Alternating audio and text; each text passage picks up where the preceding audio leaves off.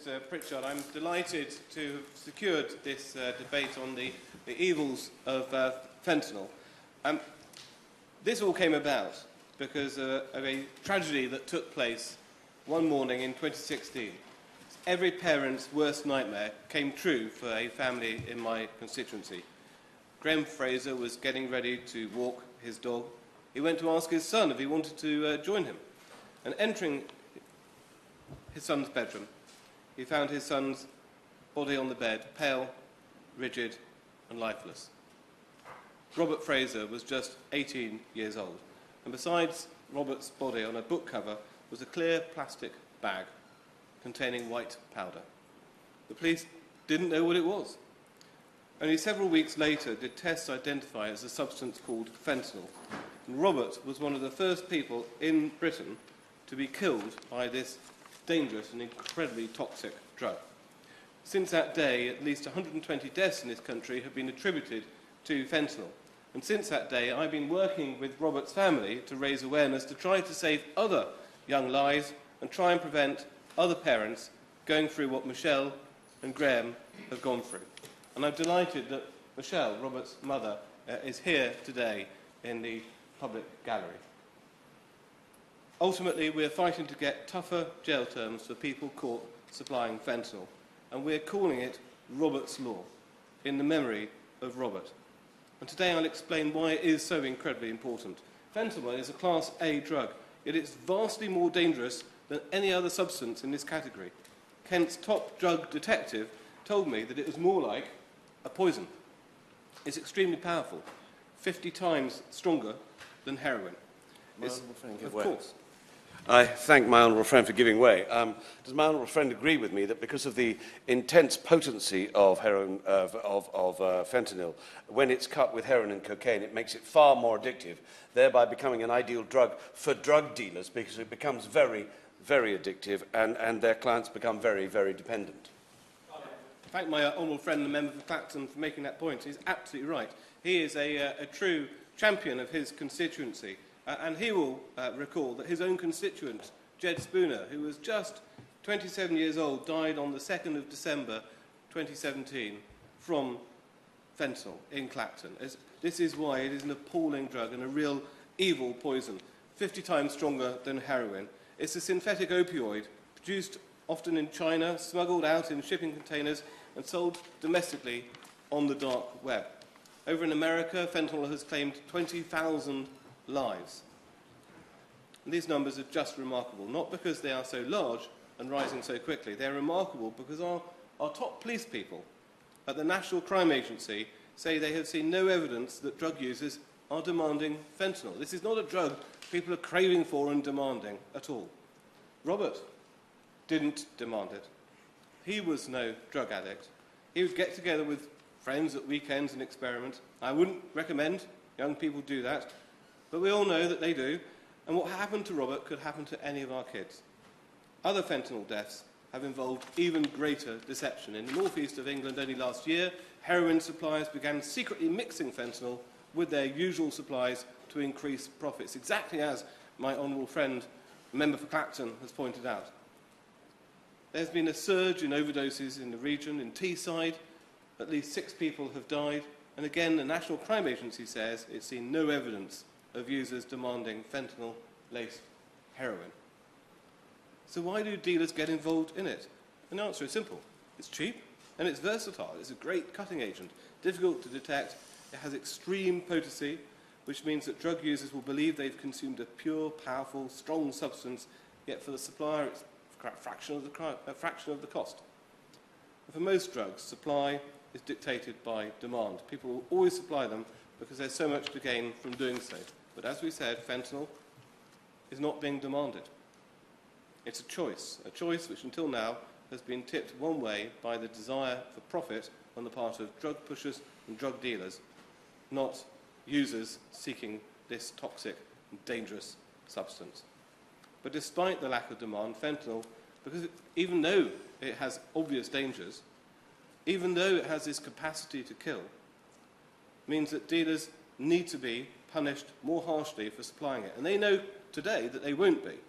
And that's why our justice system needs updating, and that's why I've been making the case for our justice system to be updated.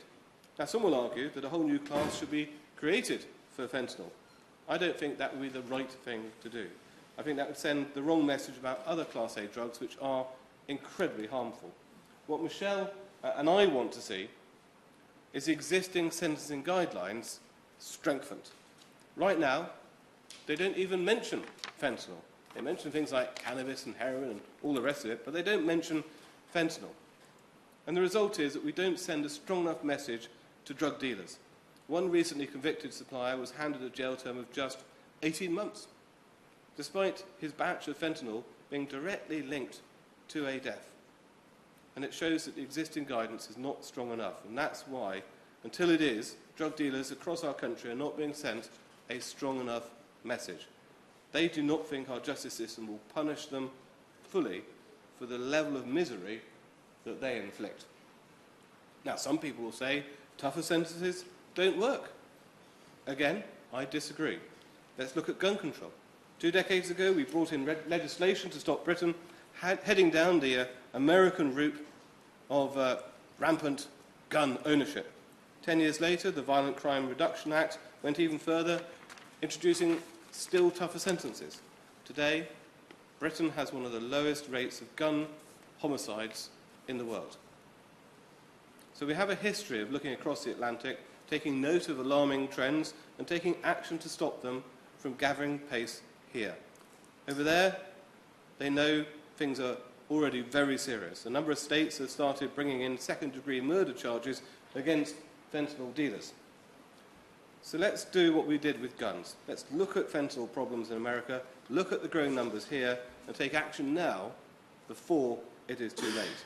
And I believe a good start would be placing any quantity of fentanyl in the top of our sentencing categories of harm.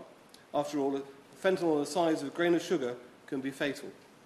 I think high or extreme potency should be added to the list of aggravating factors. Purity is already on the list. In terms of danger and capacity to kill, potency is far more significant than purity.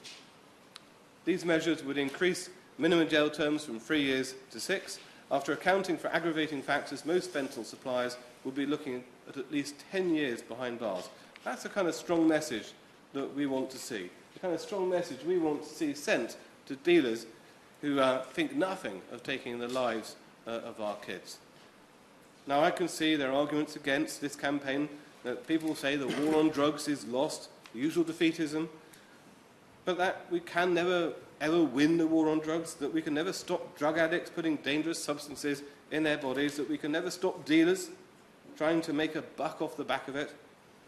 For me, I say the war on drugs is not lost, that we must fight back.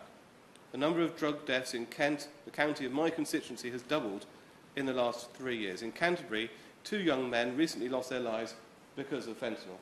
On that very point, of course. I thank my honourable friend for giving way. It is one of those issues, as I think in last year, it was recorded that some 60 deaths, those deaths have now doubled. And in comparison to the deaths from many other misuses of drugs, this is relatively small. Is it not right that we should get on top of this now, nip it in the bud, before it spreads even further?